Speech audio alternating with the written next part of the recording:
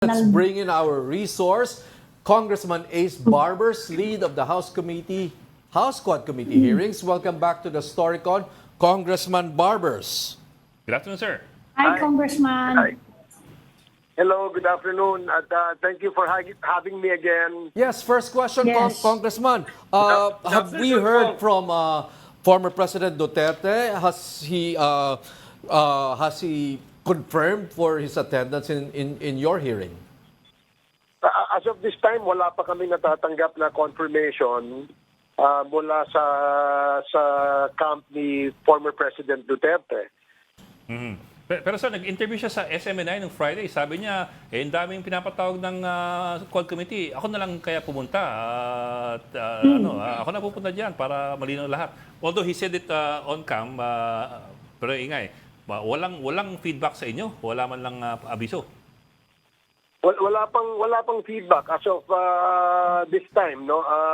Pero alam naman ni former President yan na matagal na namin siyang iniimbita. And I'm glad that he mentioned sa kanyang program sa interview sa SMNI na pupunta siya. So but as of this time, as we speak, wala pa kami natatanggap. What Pero would be Congressman, the... sinerve ba? I understand pinaserve niyo sa Philippine National Police yung formal invitation.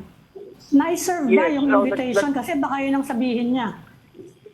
Nagpatulong kami sa PNP to help us deliver the invitation to his residence in Davao. So as of now, I think baka meron ng kasi airport to airport yung letter nung isang araw pa yata yun. Hindi ako nagkakamali yes. Friday, but hopefully baka nakarating na yun sa kanya by this time. Kung ano po yung magiging particular interest ng Quad Committee dito sa magiging, if ever, testimony ni former President Duterte? Ano po ang, where will you zero in? Well, first of all, of course, we want to get his idea on the implementation of the war on drugs. No, we want to ask him kung totoo bang merong reward system. That's one. No, number two, what has the leadership before done to those who have committed abuses, no, doon sa pag-implement ng war on drugs. Kasi apparently, maraming mga civilians, maraming walang kinalaman, pero namatay, no, dahil ito raw ay may involvement sa illegal drugs. So yan ang aming gustong malaman direct from the President. And I'm sure the members of the Quadcom has actually prepared several questions that would zero in the implementation of the war on drugs. Kong, good afternoon, Kong. Alam niyo naman yung proposal ni Bato at saka ni Senator Bongo na magkaroon ng motopropyo hearing sa committee ni Bongo na mukhang nireject naman ni Senate President Chis Escudero. May ganitong bang President sa House na yung mga inaakusa siya yung mag-iimbestiga sa kanyang sarili? Wala pang ganun nangyari sa Sec Ronald, no, dito sa kasaysayan ng Kongreso. Mukhang sakasakali magiging first time ito. Pero sabi ko nga, we are happy na meron pong parallel na investigation din ng Senado tungkol dito sa usapin sa extrajudicial killings. Hindi po ito bago dahil marami na pong instances where parallel investigation being conducted by both houses, no, on several issues. Pero ito yung pagkaka-implicate ng mga membro wala pa hong nangyaring ganyang investigation. Congressman, ang latest, you are willing now to have a joint investigation with the Senate. Kasi naka-assign na doon sa Blue Ribbon as of now, Blue Ribbon to be presided over lang pala by Coco Pimentel. Pero yung latest word namin willing kayo na magkaroon ng joint investigation, yung Quadcom sa kayong Blue Ribbon. Tama ba to? Paano magiging mechanics nun? Parang medyo magulo siya. Yes, kanina, earlier, I was proposing, it was just an idea, no, na pinopropose ko lang. Hindi ko pa nakakausap yung mga kasama ko at si Speaker At sigurado kailangan may approval ito ng both leaders of Congress, no, si Senate President Cheese at saka si Speaker. Kung papayag po sila na magkaroon ng isang joint committee investigation on the issue of EJK, no. Ito ay hindi naman din bago because sa mga BICAMs ginagawa po ito sa mga there are instances where joint session are being done, no, para doon sa mga importanteng mga activities ng Kongreso. So I guess kung papayag po sila, isang magandang hakbang ito para wala pong biases at both houses will be able to expedite yung pagpasa ng mga panukalang batas na ipopropose dito.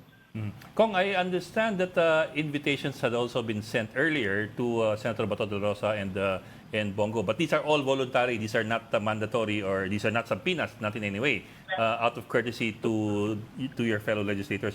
Pero kung si dating Pangulong Digong, kung sakali lang siya mismo papakita bukas sa inyong komite, kailangan pa rin ba maging voluntary ang pagpapakita o pagpapaimbita sa dalawang senador? Yung aming kasing invitation ay open-ended invitation. Yes, sir. When they were first invited, kung di ako nagkakamali, during the second or third Quadcom hearing, meron na pong motion that was approved to invite them, no? And from that time on until now, standing naman po yung invitation at wala naman pong tugon mula po sa kanila. But again, no, we will welcome them, assuming they will attend our Quadcom hearings. But in no way will the invitation become in no way will the invitation be in the form of subpoena, which would be mandatory. Is that correct? Hindi, it will never get there. No, kasi we are inviting them as resource persons. And of course, being a member of Congress as well, we extend yung sinasabi nga naming courtesy o yung interparliamentary courtesy dyan sa kanila, no? Dahil we respect yung kanilang decision whether they will attend or not. We will afford them the courtesy of respecting that decision of theirs. Okay, Congressman Barbers, ito po bang si Colonel Edilberto Leonardo? Will he still magpapatuloy ba yung kanyang testimony sa Quadcom? Yes, tuloy-tuloy yan kasi hindi kami natapos nung last hearing namin. Medyo humaba yung aming discussion dun sa revelation at affidavit na binigay ni Colonel Rina Garma. Kaya itong hearing namin ngayon ay kay Colonel Leonardo naman. Okay, medyo nagulat po kami dun sa naging affidavit ni Colonel Garma, no? Should we expect a similar affidavit or a bombshell from Leonardo in the coming days, Congressman Barbers? May ganun din kaya mangyayari? Honestly, wala ho kaming idea, wala pa kaming information. But of course, we would welcome that kind of a affidavit kapag meron pong ganyan. But sa ngayon, as we speak, wala pa ho kaming information tungkol dyan. Okay. So kung walang katotohanan yung kumakalat dati na chismis na naunang gumawa ng affidavit si Leonardo, kaya gumawa na rin ng affidavit si Garma. Walang katotohanan yon. Walang katotohanan yun, Sec, no? So far, nagulat nga lang kami nung last hearing, biglang merong abogadong kasama si Colonel Garma at gumawa na sila ng kanilang affidavit. Kaya medyo na-delay, kung napansin nyo, medyo na-delay yung paglabas niya nung araw na yon. Kaya inabot kami ng alauna yata ng madaling araw yon. So there are no indications or no feelers from on the part of Colonel Leonardo na handa siya, let's say, gamitin natin salitang handa siya makipag-cooperate sa Quadcom investigation. Well, verbally he said, no, he is more than willing to cooperate, no, and he will answer all the questions that will be propounded by the members. So kami naman, of course, sinasabi nga namin na dapat handa ka rin siya sa mga tanong. At kung gusto mong magbigay ng affidavit, we will welcome that. How significant will Colonel Leonardo's testimony be in this investigation? Ano po ba yung kanyang magiging pinaka role o paano siya magiging susi sa investigasyong ito? He could be a source of another information tungkol dun sa pagpapatotoo na meron pong reward system na ginawa. No? Isa doon kasi nabanggit yata ni Colonel Garma sa kanyang affidavit na nasa sentro ng implementasyon ng war on drugs at reward system itong si Colonel Leonardo. I guess that is his opportunity to answer yung ganong aligasyon na ibinato sa kanya. Ay, Kong, Actually, Congressman, may sinabi na sila eh. May sinabi, Congressman, na yung kampo ng mga Duterte about the reward system. Sabi nila, ang totoo lang daw doon, namimigay nga daw sila ng pera, pero for operational expenses. Ang hindi daw totoo, nagbibigay sila ng pera sa reward. As reward. Ang inaano daw nila, parang nire-refund nila yung gastos ng pulis. Kaya ganon. Ano po yung masasabi nyo sa explanation na yan? Ayan ang magiging sentro ng deliberation namin bukas, no? Kasi of course they have given their reply, no? O yung kanilang side tungkol diyan sa reward money na yan, but apparently hindi ho siya tumutugma dun sa mga ebidensya o hindi kaya yung mga testimony ng mga witnesses. Kaya nga mas maganda pong matanong po talaga natin sila mismo. Pero sir, for those who are not that familiar with the law, kailan ho ba nagiging illegal o kailan nagiging legal ang pagbibigay ng pabuya sa ganitong mga operasyon? Just so we're clear, kasi more or less ang sinabi kasi ni Garma, may pabuya daw. So kailan siya tatawid dun sa illegal at kailan siya pwede pang maging makonsider na, pwede pa yan? Naging illegal ito because binibigyan ng pabuya yung nakakapatay. So in other words, if there was a kill, doon po nabibigyan ng pabuya. Pero yung pabuya sa pagbibigay lamang ng information as to for the law enforcers to be able to apprehend suspects, kasama po yan sa budget ng PIDEA at ng PNP at yan po illegal. Pero yung pong pagbibigay ng reward sa pagkakapatay, pero malaking question mark po yan. Kong, gusto ko lang i-emphasize na hindi bago itong testimony na ito. Dati pa itong sinabi ni Las Cañas at saka ni Matobato. Ngayon lang, ang kaibahan lang, ito mismo mga nag-i-implement ang nagtetestigo. Di ba, Kong? Pero sa ICC, ay nabanggit na ito sa testimony ni Las Cañas at saka ni Matobato. Well, wala ho kasi kaming kopya ng kanilang testimony sa ICC at wala rin hong pagkakataon ang Quadcom na matanong sila tungkol sa kanilang testimonya. That's why hindi po namin sinasama yung kanilang mga nabanggit, no? Kung meron man po silang nabanggit doon sa ICC.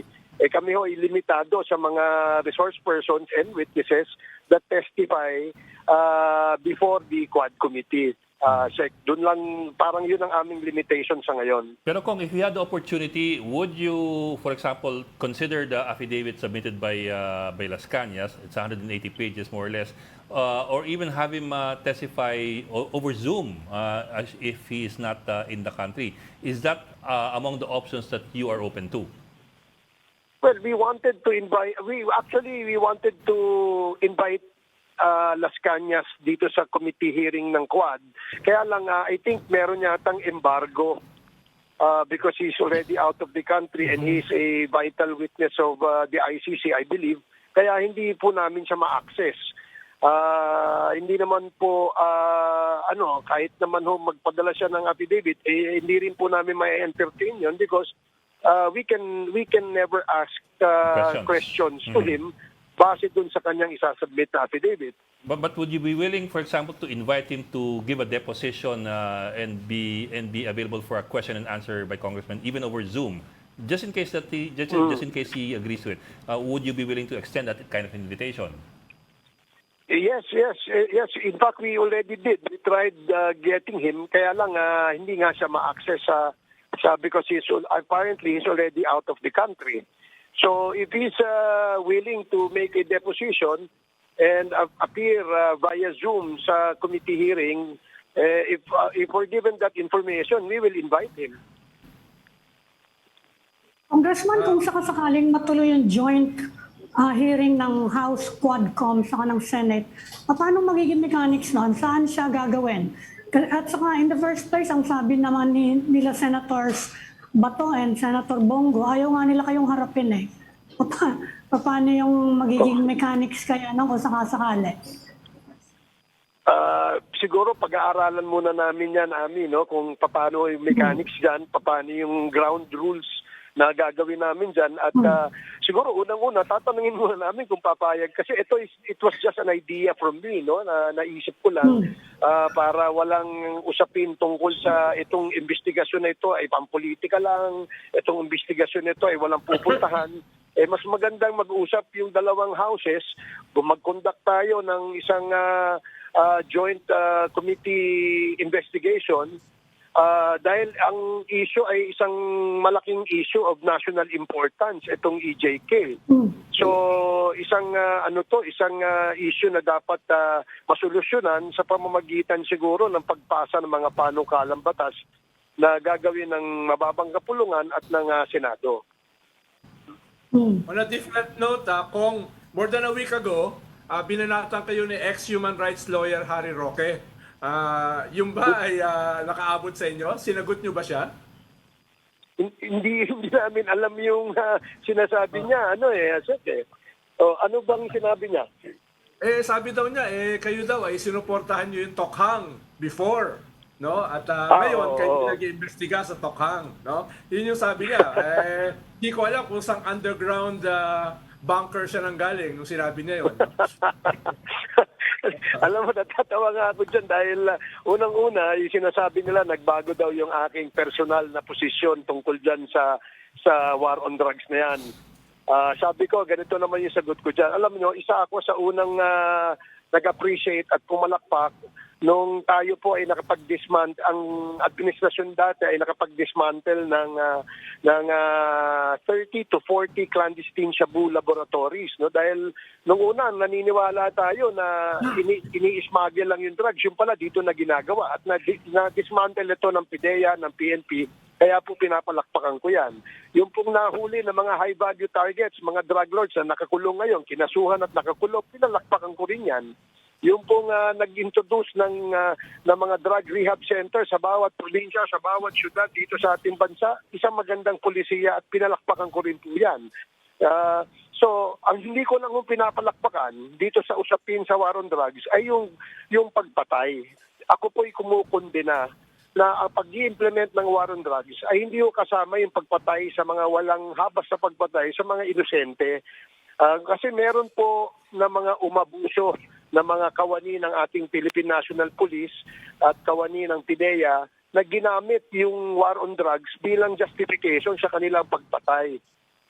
Okay, So yun ang kinukundin ako. I never change my position kaya nagkakamali si Attorney Harry Roque kung yun ang kanyang paniwala. Hindi ako kagaya niya na nung una galit na galit siya, kinakampanya niya wag iboto si President Duterte, pero pagkatapos siya naman ho ay hindi ko alam kung anong nakain ito at 180 degrees turn around ito. Sir Kong, I just wonder, no, is the House of Representatives actively searching or looking for former Press Secretary Harry Roque? Interesado ba silang lumutang ito si Roque at humarap sa komite? Yes, in fact, meron ng arrest order. We cited him in contempt and kaakibat nung contempt order na yon ay arrest order Right. that we asked the assistance of the law enforcement units, including the NBI, the PNP, the BID. Baka kasi nandito lang siya and we actually want him to appear before us Is there an so that he active can answer questions. I guess the question, Kong, is there an active search? And ina-update ba kayo ng NBI at PNP tungkol dito? The last time na merong hong update sa amin ay meron silang alam kung nasaan naka-hold out si Harry Roque, but when they attempted to pursue him in that said area, nakaalis na po siya. Yun ang ang sabi sa amin. So, but until now, nag-continuously, nag-update po sila sa amin. Okay. So, ano Pero kung balikan ko lang yung issue kay Harry Roque, kasi I think from his point of view, si Duterte never made a secret out of how bloody he wanted the drug war to be in his 6 years in office. Kumbaga, sa lahat ng mga bitaw ni Duterte, malinaw na magiging madugo yun at ayon nga kay Harry, pinalakpakan naman ng Kongreso. Hindi lang, kumbaga, in other words, what he's saying, I think, is hindi lang yung mga drug rehab at yung specific operations ang pinalakpakan ng Kongreso, kundi yung kabuuan ng drug war. And I think that's also part of his point na in the end, Congress also, Congress was also supportive of the entirety of the drug war. Yes, that's true. Because that time when we made that announcement, wala pa naman pong usapin tungkol sa extrajudicial killings. Wala pa pong mga witnesses lumulutang at umaamin na sila ay naging biktima ng isang walang habas na pagpatay sa kanilang kapag-anak. So, yan po yung tinitingnan ngayon. Ito kasi yung justification nila palagi na nanlaban. Okay? PNP, ang laging justification nanlaban. Ngayon, ako, malaking question mark para sa akin. 6,000 ang documented na namatay. At dito sa 6,000 na ito, lahat ba ito nanlaban? Diba? Siguro yan ang dapat nating malaman ng kasagutan. Yes, sir. That's a valid question, sir. Pero again, sir, to that point din, in the last 6 years din, sir, of the Duterte administration, marami rin pong nangangalampag na, na may mga extrajudicial killings. I mean, of course, hindi sa level ni Gama at ni Espinido, pero meron po mga umaalma. At sila po madalas sila ay binabakbakan at pinatatahimik kasi during that time human rights appeared to be a very unpopular topic during those 6 years. That's why I strongly believe that Congress must really recommend remedial legislation tungkol dito, no? Kasi parang naging kultura para sa iba na magkaroon ng ganitong klaseng extrajudicial killings. And we don't want this to continue. Kasi unang-una, ang imahe natin sa ating mga kapitbansa, tayong EJK capital ng Asia. Wag naman sana because nakakatakot yan. Ang implication yan, marami pong mga negosyanteng takot na ngayon mag-invest sa atin dahil sa ganyan. So I guess we should correct that impression and ensure the Filipino people, including those that are listening outside of the country, na meron pong ginagawang legal na aksyon ng ating gobyerno, ng ating administrasyon para masolusyonan itong problemang ito. Congressman, ano po yung legislation na yon?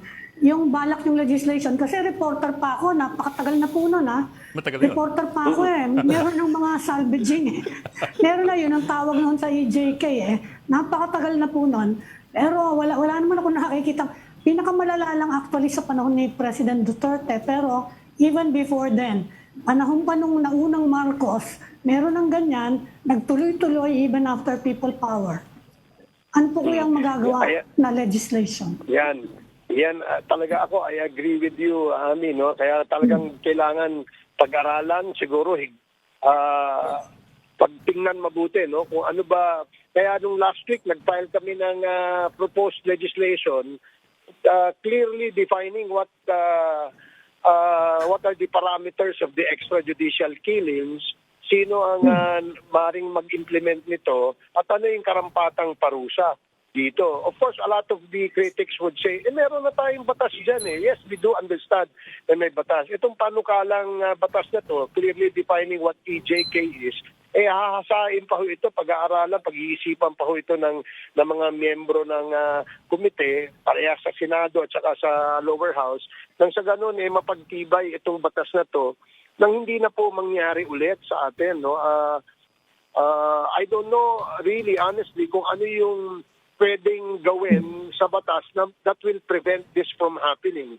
I guess data, statistics, and of course the existing law must all be combined, no? Para gumawa tayo ng isang magandang klaseng batas para ma-prevent po ito from happening. Di ba kung may proposal kayo na gawing heinous crime ang extrajudicial killings? Ano na status nun? That kakafile lang ho namin yan last week. Yun nga, pag-uusapan pa yan, hahasain pang mabuti yan kasi there are some provisions of the proposed legislation na tingin namin kailangan i-improve, kailangan i-edit, kailangan i-ano. So, wala pang ano yan na pag-uusapan pa rin namin yan within the next when we resume session by next week. Okay. Kung on another note, nagsalita na yung mga supporters ni Vice President Sara. Pinapaliwanag yung kanyang press con. Sabi ni Panelo, parang yun lang naman, katulad lang naman daw yun ang ginagawa ni Digong, hyperbole. Sabi naman ni Manutikia, symbolic lang daw yon yung sinabi ni Vice President Sara. Ano bang tingin nyo dun sa ganung klase mga paliwanag na dinadownplay yung kanyang mga atake sa gobyerno at saka kay Presidente Bongbong Marcos? Kasi sa tingin ko, no, although it could be an expression of the Vice President without probably realizing ano yung magiging epekto nito sa pananaw ng ating mga tao-bayan, itong sila Attorney Panelo at saka siguro sila Miss Malu Tikia, lumalabas na sila yung nag-justify o nag-explain ito. I don't know what the objective really is. Maybe to help convey the message that it was all hyperbole at nothing serious about these statements. But iba po yung pananaw po ng marami dyan. Yes. Okay, maraming salamat Congressman Ace Barbers, lead sa House Quad Committee investigation. Maraming salamat Thank you, sir. po.